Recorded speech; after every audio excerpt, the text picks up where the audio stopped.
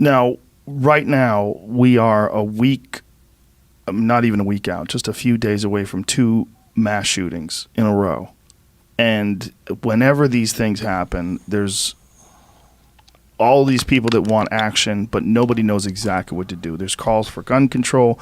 There's calls for mental health reform. There's calls for, what, if anything, can be done to stop these things from happening? And how have you sat down and tried to come up with some sort of a solution? And is there a solution? Look, I would be lying to you if I told you I had a magical answer. I don't. And this is such a horrific situation. We were in, we had a town meeting. We were in Nevada, actually, in Las Vegas, when El Paso happened.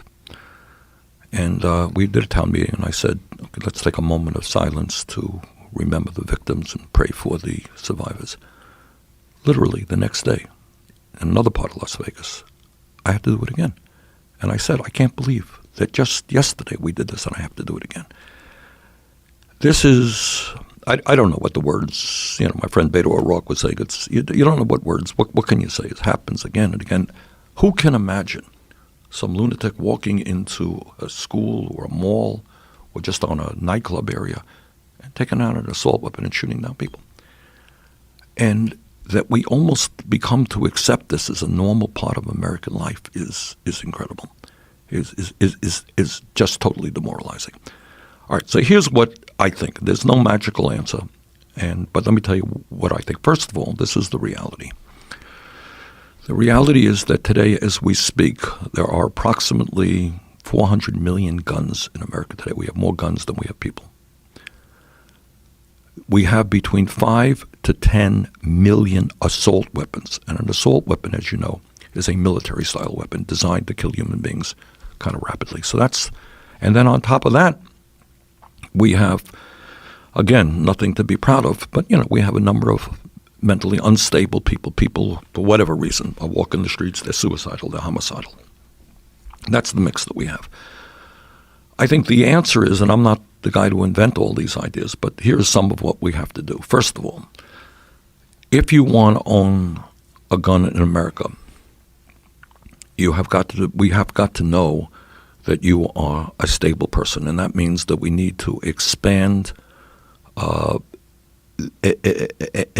the background checks that currently exist. Okay, so we've got to know, did you beat up your wife? Have you committed crimes? Et cetera, et cetera. What is the state of your mental health? Number 2, we got to make that universal.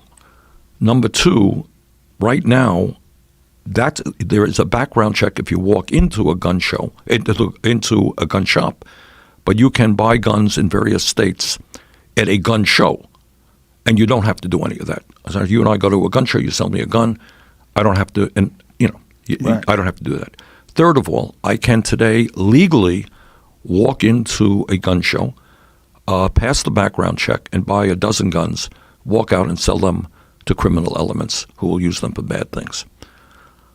So I think those are issues that most Americans believe we have got to deal with, and we can. Fourthly, I happen to believe, and I believe this for 30 years, that we should not be selling or distributing assault weapons in this country. They are weapons of mass destruction in a sense. They kill people rapidly, as we saw. And thank God, by the way, when we talk about both Dayton and El Paso, thank God, cops were there very, very quickly and did an incredible job. Because if that guy had walked into the nightclub, there could have been dozens and dozens more people killed within a few minutes' time. I happen to believe, that we should not be selling or distributing assault weapons in this country. That's my view, period. So I believe in a ban on assault weapons. And I think we have got to begin thinking about when we have 5 to 10 million assault weapons, which is more than the U.S. military has, we have to think about a strong licensing procedure in terms of who owns these assault weapons. So that's some of what I think. There are many other things, but those are some of the ideas that are out there. Now, the legal gun owners who are law-abiding citizens who would never in a million years think about going around shooting people, but they love guns. They hear this kind of stuff about like banning assault rifles, banning assault weapons. They don't even like the term assault weapons, right? They like to refer to them as their individual names for whatever they are. These people feel like this is an inexorable part of being an American, that you should be able to own a gun. It's written into our Bill of Rights. It's written into our the way this country was founded. It's the Second Amendment. What do you say to those people that don't want to give up their guns, but they wouldn't do, and they want to protect themselves? They feel like these guns are viable options to protect themselves from criminals.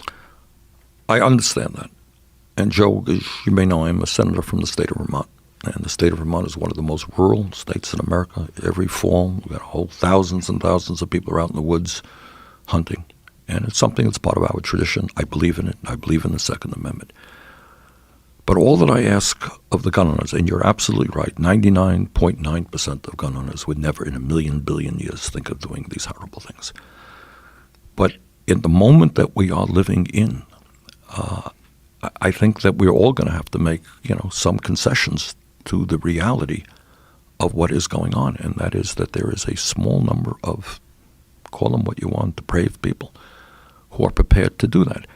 In Australia, you remember that terrible, New Zealand, I'm sorry, the terrible shooting at the mosque, and they moved pretty quickly in an aggressive way. So,